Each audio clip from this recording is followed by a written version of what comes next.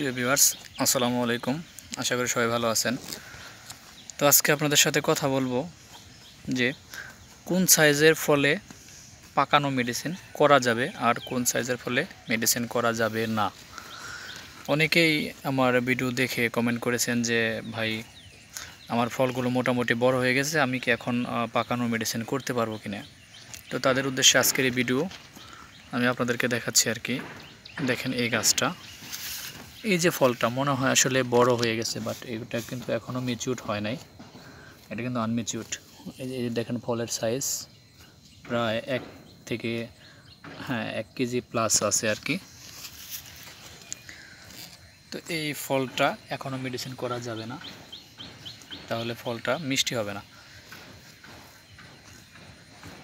পাশে যে ফলগুলো আমি আপনাদেরকে দেখানোর চেষ্টা করতেছি, তো এই ফলগুলো এগুলো মেডিসিন করা যাবে না, তাহলে ফলগুলো নষ্ট হয়ে যাবে। ফলটা যখন প্রায় 2 কেজি প্লাস হবে আর কি, তখন আপনারা পাকানোর মেডিসিনটা করতে পারেন। ফলটা যখন একটা বড় সাইজ বোঝা যাবে আর কি, উপরে শিরশির দাগ থাকবে, তাহলে বুঝতে পারবেন যে আপনার ফলে মেডিসিন করতে পারবেন। তো আমার যারা ভিউয়ার্স রয়েছেন, আমি তাদের উদ্দেশ্যে বলছি, ভুলক্রমেও ছোট ফলে কখনো পাকানো হরমোন প্রয়োগ করবেন না। তো আমার পাশে যে গাছটা দেখেন কি পরিমাণে পেঁপে, প্রচুর পরিমাণে পেঁপে গাছটাতে।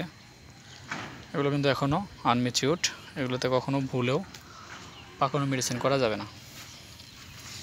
এটা কিন্তু অরিজিনাল টপলেটি, একদম অরিজিনাল টপলেটি। দেখেন গোড়া থেকে আগা পর্যন্ত কি পরিমাণে পেঁপে, গাছও মাশাআল্লাহ খুব সুস্থ সুন্দর। তো যখন দেখবেন একটা ফল 2 থেকে 2.5 কেজি হয়ে গেছে, এই শিরগুলো মরে যাবে আর কি। আমি দেখাচ্ছি, এই যে শিরগুলো, এগুলো যখন ম্যাচিউরড হবে তখন এগুলো থাকবে না, একদম ভ্যানিশ হয়ে যাবে, এগুলো থাকবে না। তখন বুঝতে পারবেন যে না, এখন মেডিসিন করা যাবে। তো আশা করি আপনারা সবাই বুঝতে পারছেন বিষয়টি।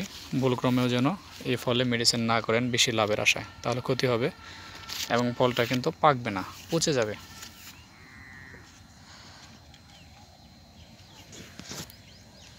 তো সবাই ভালো থাকেন, সুস্থ থাকেন। পরবর্তীতে নতুন নতুন বিষয় নিয়ে আপনাদের সাথে আবারও কথা বলবো। সে পর্যন্ত সবাই সুস্থ থাকেন, সুন্দর থাকেন।